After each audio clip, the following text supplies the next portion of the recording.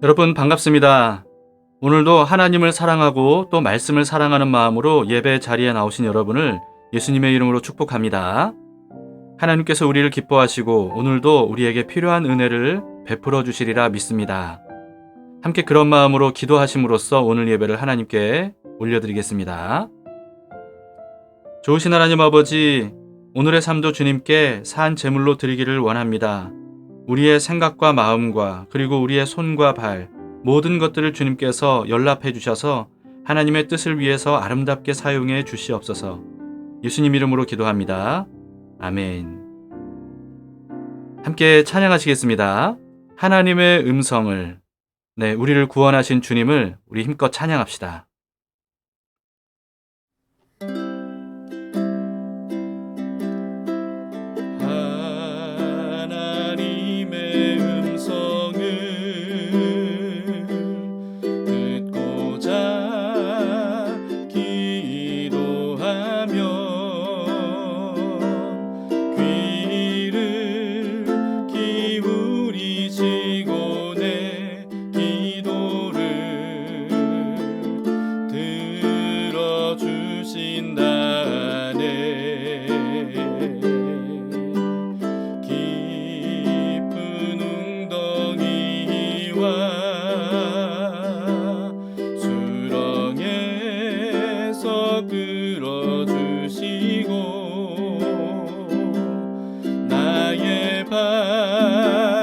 반석 위에 세우시사 나를 튼튼히 하셨네. 새 노래로 부르자 랄라라. 하나님께 올릴 찬송을 새 노래로 부르자. 하나님 사랑을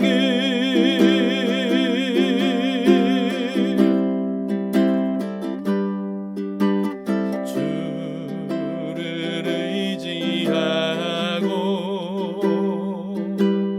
교만하지 않으며 거짓에 치우치지 아니하면 복이 있으리라. 여호와 나의 주는 크신 권능의 주라. 주의 크신 권능으로 우리들을 사랑하여 주시네. 새 노래로 부르자 랄라라. 하나님께 올릴 찬송을 새 노래로 부르자.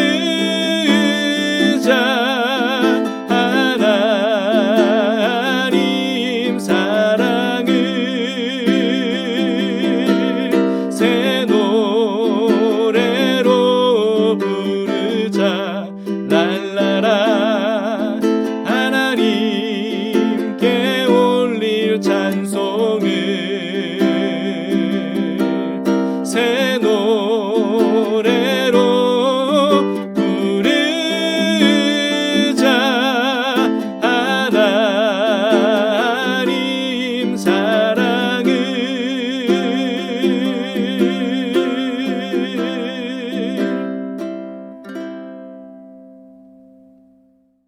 오늘 하나님의 말씀을 함께 보시겠습니다. 시편 77편 1절에서 20절입니다. 절망에 빠진 시인이 과거에 하나님께서 행하셨던 일들을 돌아보면서 기도하는 시입니다. 제77편 아삽의 시. 인도자를 따라 여두둔의 법칙에 따라 부르는 노래.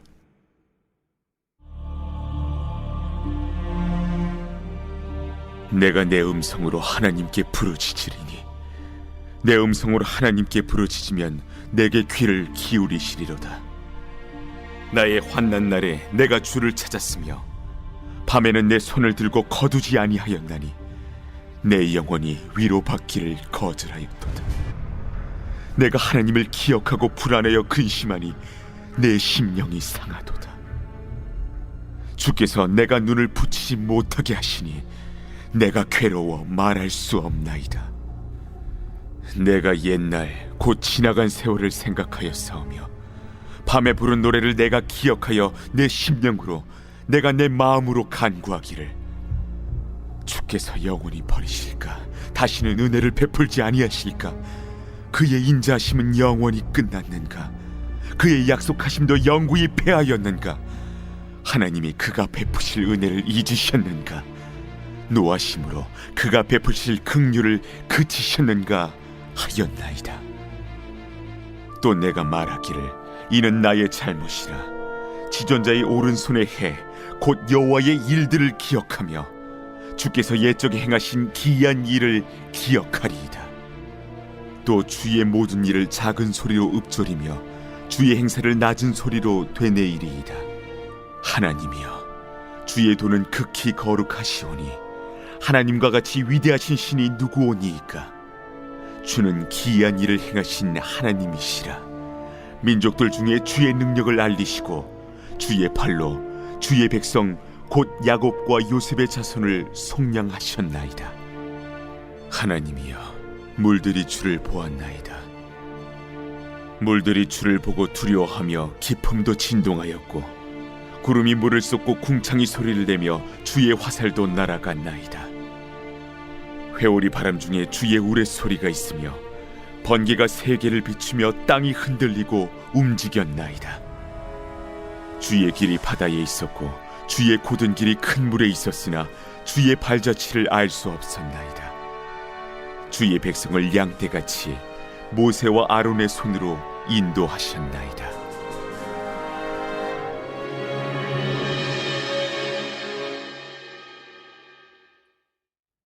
시편을 보면 고난 중에 하나님께 간절히 구하는 기도의 내용이 많죠. 그만큼 인생에는 고난이 많기 때문일 겁니다. 우리의 인생도 마찬가지 아니겠습니까?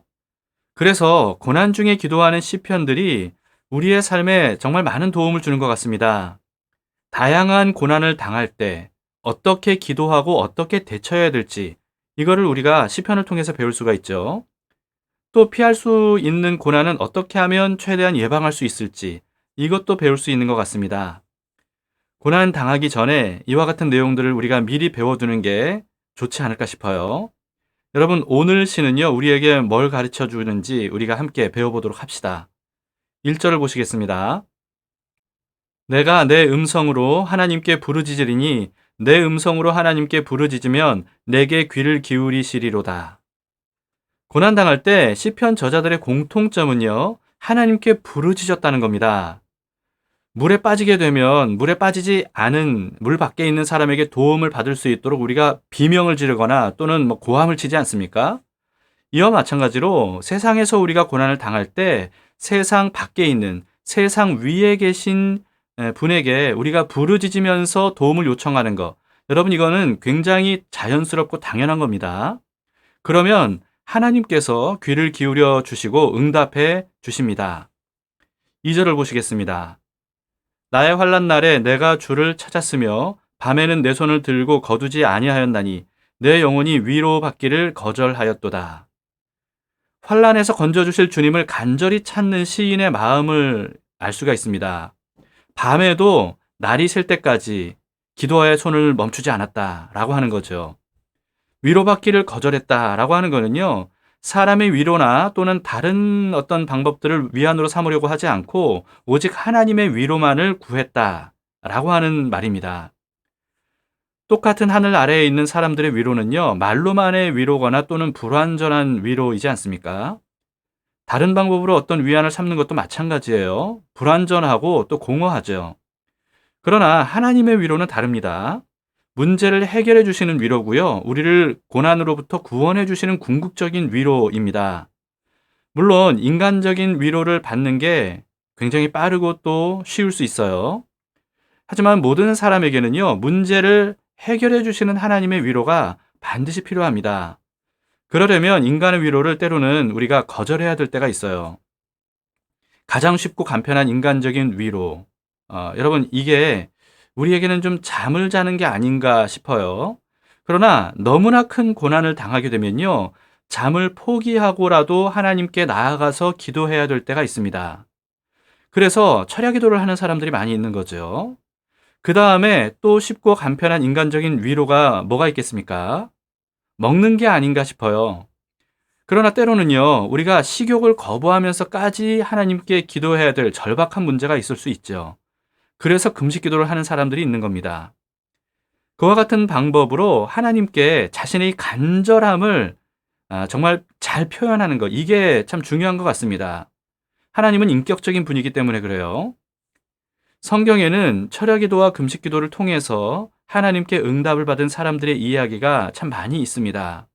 얼마나 간절한지, 여러분 이거를 표현하지 않으면 간절하지 않은 것으로 간주가 됩니다. 그렇기 때문에 정말 간절하다면요, 그런 간절한 만큼 표현하는 게 기도에서 굉장히 중요한 것 같습니다. 3절을 보시겠습니다. 내가 하나님을 기억하고 불안하여 근심하니 내 심령이 상하도다. 과거에 하나님께서 함께 하셨던 것을 생각하면, 그러면 지금은 하나님께 버림받은 것 같은 그런 생각이 들어서 괴롭다라고 하는 겁니다. 5절에서 9절도 이어서 보시겠습니다. 내가 옛날 곧 지나간 세월을 생각하여 싸우며 밤에 부른 노래를 내가 기억하여 내 심령으로 내가 내 마음으로 간구하기를 주께서 영원히 버리실까? 다시는 은혜를 베풀지 아니하실까? 그의 인자하심은 영원히 끝나는가? 그의 약속하심도 영구히 패하였는가? 하나님이 그가 베푸실 은혜를 잊으셨는가? 노하심으로 그가 베푸실 긍휼을 그치셨는가 하였나이다. 시인의 정말 굉장히 복잡한 그런 심경을 알 수가 있죠. 예전에는 하나님과 함께 했기 때문에 밤에도 즐겁게 노래를 할 수 있었다는 겁니다. 그런데 시인은요, 지금은 하나님께서 함께 하시는 것을 거의 느낄 수가 없는 것처럼 보여요. 하나님께서 정말 자기를 버리신 게 아닌가 싶기도 하고요. 또 다시는 은혜를 베풀어 주시지 않고 하나님의 인자하심과 약속하심도 이제는 완전히 끝나버린 것처럼 그렇게 여겨지는 것 같습니다. 하나님이 자신을 잊으신 건 아닌지, 또 노하신 건 아닌지, 이와 같은 오만 가지 불안한 마음, 이런 마음이 드는 심정을 시인이 어떻게 하고 있습니까? 하나님께 그대로 다 표현하고 있습니다. 하나님께 버림받은 것 같이 느껴질 때에도요, 그때에도 하나님을 향해서 계속 말을 했다는 거, 이게 중요한 게 아닌가 싶어요. 자신의 느낌과는 상관없이 하나님은 사실은 다 듣고 계시기 때문입니다. 몸도 마음도 힘들고 견디기 어려울 때면요, 온갖 부정적인 마음과 부정적인 감정들, 이런 것들이 생기지 않습니까? 그래서 정말 기도해야 될 때가 바로 그런 때인데도 불구하고 그런 마음과 생각 때문에 정작 기도가 필요한 그때 기도하지 못할 때가 많이 있습니다. 그래도 억지로라도 시인처럼 자신이 느끼는 것을 그대로 다 하나님께 얘기해 보는 것, 이게 우리에게 필요합니다. 그러면 하나님께서 다 듣고 계시고요. 그리고 하나님께서 반드시 응답해 주십니다. 하나님께 우리의 마음을 있는 그대로 다 표현할 때 결국은 하나님께서 다 듣고 계셨다는 사실을 우리가 알게 될 겁니다. 10절 11절입니다. 또 내가 말하기를 이는 나의 잘못이라 지존자의 오른손에 해 곧 여호와의 일들을 기억하며 주께서 옛적에 행하신 기이한 일을 기억하리이다. 여기서 왜 나의 잘못이라 이렇게 번역을 했는지 잘 모르겠습니다. 오히려 이전 번역인 개역 한글 번역이 낫지 않나 싶어요. 개역 한글 번역에서는 나의 연약함이라 이렇게 번역을 했거든요. 그리고 그 외 다른 번역들도 자신이 약한 존재이거나 또는 약해졌다라는 식으로 번역이 되어 있습니다. 하나님에 대한 부정적인 마음이 가득한 자신이 이게 너무나도 나약한 존재라는 것, 이거를 자각한 거죠. 그래서 시인은요, 마치 정신을 차리려는 듯이 하나님께서 능력이 오른손으로 함께 하셨던 예전의 기억들을 떠올리겠다고 말씀을 드립니다. 여러분, 믿음도 또 마음도 약해질 때요, 현재 암울한 고난과 현실에만 빠져서 허우적거리기가 쉽죠. 그런데 그럴 때 하나님께서 앞으로 하실 일들을 소망하는 마음이 우리에게는 참 필요합니다. 그러나 사실 그런 마음을 갖는 게 참 어렵기도 해요. 아직 일어나지 않은 앞으로의 일을, 그것도 잘 될 것이라고 하는 일, 현재와는 반대로 역전될 것이라고 하는 그런 일들을 상상하는 거, 사실 이거는 쉽지가 않거든요. 아직 일어나지 않은 앞으로의 일을 상상하는 것보다 그때에는요, 이미 일어났던 일, 하나님께서 내 삶에 함께 하셨던 일, 내가 하나님으로 인해서 충만했던 경험들, 하나님과 함께한 추억들, 이런 것들을 우리가 돌아보는 것, 이게 굉장히 좋은 것 같습니다. 과거의 하나님과의 좋은 추억들이 미래에 대한 소망을 품게 해주기도 하기 때문이죠. 특히나 하나님께서 하셨던 놀라운 일들에 대한 이 기억은요, 굉장히 강력한 것 같습니다. 그래서 그런지 하나님은 하나님께서 하신 구원을 잊지 말고 기억하라는 말씀을 굉장히 많이 하셨어요. 그리고 하나님께서 하신 일들을 잊지 않게 하시려고 여러 기념일들을 제정해 주시거나 또는 여러 기념할 것들, 기념탑 같은 거, 이런 것들을 만들어서 보고 지키도록, 규칙적으로 돌아보도록 그렇게 하셨습니다. 오늘날 우리에게는요, 그 어느 시대보다 과거의 신앙적인 추억을 떠올릴 만한 강력한 수단이 있죠. 도구. 그게 뭡니까? 사진하고 영상 아니겠습니까? 마음에 낙심이 되고 영적 침체에 빠져서 정말 어떻게 헤어나와야 될지 잘 모를 때, 그럴 때 과거에 신앙적으로 충만했던 시절의 사진이나 영상, 이런 것들을 보는 게 많은 도움이 되지 않을까 싶습니다. 그리고 그때 함께 했던 믿음의 친구들과 그 추억을 같이 떠올려 보면서 이야기하는 것도 굉장히 좋을 것 같아요. 그러면 마음이 달라질 것 같습니다. 12절을 보세요. 또 주의 모든 일을 작은 소리로 읊조리며 주의 행사를 낮은 소리로 되뇌이리이다. 시인은 과거에 하나님께서 하셨던 일들을 중얼중얼하겠다, 이렇게 말씀드리고 있는 겁니다. 작고 낮은 소리로 읊조리고 되뇌이는 거, 여러분 이게 뭔지 아십니까? 이게 바로 묵상입니다. 한자어로 묵상은요, 입을 다물고 침묵한 채로 생각에 잠기는 것을 의미하죠. 그런데 묵상이라고 성경에 번역된 히브리어 원어가 하가라고 하는 단어인데, 이 단어의 본래 뜻은 그런 게 아닙니다. 본래는 사자나 개가 먹이를 즐겁게 뜯으면서 그르렁거리는 소리를 낼 때, 이걸 하가라고 한다고 해요. 시인이 하려는 게 바로 그겁니다. 하가하겠다라고 하는 거죠. 하나님의 말씀과 하나님이 하신 일들과 하나님께서 과거에 내 삶에 함께 하셨던 것, 이것을 하가하겠다라고 하는 겁니다. 여러분, 우리가 매일 하나님의 말씀을 묵상하는 것도요, 그냥 머리로만 생각하면 되는 게 아니고요, 적극적으로 씹고 뜯고 맛보고 즐기는 이런 것이라고 할 수가 있습니다. 이게 바로 우리가 해야 될 말씀 묵상이죠. 우리의 말씀 묵상이 그렇게 되기를 바랍니다. 하나님께서 하신 일들을 묵상하던 시인은요, 하나님께서 어떤 분이신지를 떠올리게 됐고요, 그리고 하나님께서 하셨던 일들도 기억해 냈습니다. 13절부터 15절까지 보시겠습니다. 하나님이여, 주의 도는 극히 거룩하시오니 하나님과 같이 위대하신 신이 누구오니이까? 주는 기이한 일을 행하신 하나님이시라. 민족들 중에 주의 능력을 알리시고 주의 팔로 주의 백성 곧 야곱과 요셉의 자손을 속량하셨나이다. 시인에게서 변화가 시작됐다는 거 여러분 느낄 수가 있습니까? 시인은 어느새 하나님을 바라보고 있습니다. 비록 과거의 기억 속에 하나님을 바라보고 있는 거지만요, 여러분, 하나님이 어떤 분이세요? 하나님은 어제나 오늘이나 영원토록 동일하신 분이시죠. 변함없는 분입니다. 그렇기 때문에 시인이 기억 속에서 바라보는 하나님도 역시나 지금 동일한 하나님이세요.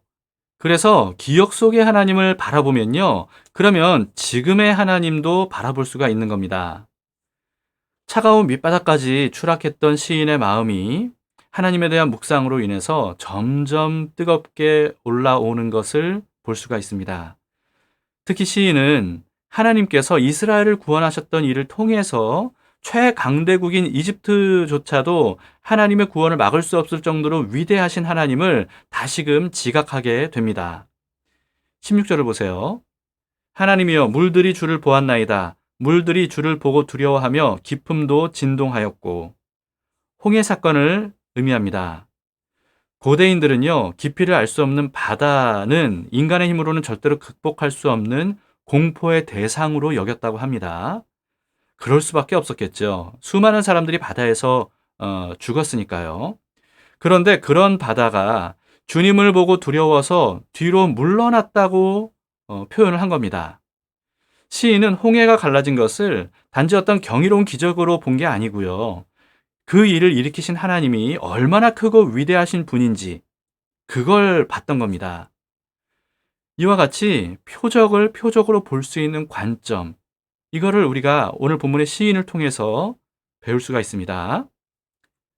17, 18절을 보시겠습니다. 구름이 물을 쏟고 궁창이 소리를 내며 주의 화살도 날아갔나이다. 회오리 바람 중에 주의 우레소리가 있으며 번개가 세계를 비추며 땅이 흔들리고 움직였나이다. 홍해가 갈라질 때 거센 바람과 함께 폭우와 또 천둥과 또 지진을 동반했다는 사실을 묘사하고 있습니다. 하나님께서 땅과 하늘과 바다를 다스리시는 분이라는 사실을 보여주는 장면입니다. 반면에 초강대국이었던 이집트의 군대는 어떻게 됐죠? 이때 모두가 다 이 홍해 바다에 수장되는 심판을 받았습니다. 여러분, 이 모든 것이 하나님께서 이스라엘을 구원하시기 위한 것이었다라고 하는 겁니다. 시인은 그런 하나님이 자신의 하나님이시라는 사실을 다시금 지금 되뇌이고 있는 거예요. 19절을 보시겠습니다. 주의 길이 바다에 있었고 주의 곧은 길이 큰 물에 있었으나 주의 발자취를 알 수 없었나이다. 홍해를 가르셔서 바다 한가운데 길을 내셨다라고 하는 거죠. 그러나 다시금 바다가 원상 회복되지 않았습니까? 그럼으로써 어느 길로 이스라엘 백성들이 건넜는지 이거를 알 수가 없게 되었다라고 덧붙여서 이야기를 합니다. 그런데 비교적 최근에요. 시나이반도 동쪽의 누웨이바라고 하는 곳과 그리고 맞은편, 바다 맞은편에 사우디아라비아 미디안 사이에 있는 그 홍해를 수중 탐사를 했더니 그 바다 바닥에서 고대 이집트의 병거 바퀴들이 대거 발견이 됐다고 합니다. 그 해저만요, 주변에 비해서 급격하게 수심이 높은 것으로도 밝혀졌습니다. 마치 해저에 다리가 놓여진 것 같은 어떤 그런 지형이라는 사실을 알게 된 거예요. 유튜브에 검색만 해도요, 거기에 관련된 영상들을 여러분들이 많이 볼 수가 있습니다. 여러분들이 직접 확인해 보시기 바랍니다. 그동안 홍해를 건넌 자취를 알 수 없었던 비밀이 현대에 와서 이렇게 하나씩 밝혀지고 있는 겁니다. 이로써 하나님께서 홍해 바다를 가르시고 길을 내셨다라고 하는 이 성경의 기록이 실제로 일어난 역사적인 사실이라는 것을 우리가 더욱더 확신하면서 사람들에게 알려줄 수 있겠죠. 20절을 보시겠습니다. 주의 백성을 양떼같이 모세와 아론의 손으로 인도하셨나이다. 약 6km의 넓이로 갈라진 이 홍해바다 사이를 건너는 이스라엘 백성들, 상상해 보세요. 여러분, 시인은요, 그런 모습을 양떼로 비유를 한 겁니다. 양과 같이 연약하고 쉽게 두려워하고 우왕좌왕하던 시인 아니었습니까? 그런데 과거에 하나님께서 행하셨던 이와 같이 놀랍고 경이로운 일들을 돌아보면서요, 시인의 마음은 굉장히 많이 달라졌을 겁니다. 양 같은 자신을 하나님께서 이와 같이 놀라운 일을 통해서 안전하게 구원하셨구나 라고 하는 사실을 깨달은 거죠. 홍해를 가르시는 엄청난 권세와 능력으로 이스라엘을 구원하신 하나님께서 지금도 변함없이 자신과 함께 하심을 느꼈을 겁니다. 오늘 말씀을 통해서 고난의 때에 어떻게 대처하고 또 어떻게 기도해야 될지 우리가 이걸 배워서요, 어떤 상황과 또 어떤 자신의 상태에도 불구하고 변함없으신 하나님께서 함께 하심을 굳게 믿는 마음으로 끝까지 인내하고 승리하는 것, 이것을 우리가 배우도록 합시다. 오늘 이 시인을 통해서 우리가 기도가 무엇인지를 더 폭넓게, 더 다양하게 그리고 더 깊이 배워서 기도의 사람으로 우리가 살아가도록 합시다. 함께 기도하시겠습니다. 하나님 아버지, 우리도 시인처럼 정말 깊은 수렁에 빠진 것 같은 침체에 접어들 때가 있습니다. 그럴 때면 우리 스스로 어떻게 거기서 벗어나야 될지 알지 못해서 그저 좌절할 수밖에 없음을 느낄 때가 있습니다. 그러나 주님, 오늘 시인을 통해서 우리가 그때 어떻게 해야 될지를 여러 가지로 알려주시니 감사합니다. 그로 인해서 우리도 이제는 어떤 고난을 닥친다 할지라도, 어떤 상태에 빠진다 할지라도 우리와 함께 하시는 주님, 과거에 놀라운 일을 행하셨던 주님께서 오늘도 변함없이 우리의 하나님이심을 믿고 바라보면서 우리가 잘 이겨낼 수 있도록 인도해 주시옵소서. 지금도 고난 중에 있는 형제자매들이 있습니다. 암담한 가운데 오랫동안 하나님, 이와 같이 수렁에 빠진 것 같은 그런 고통을 당하는 형제자매들이 있습니다.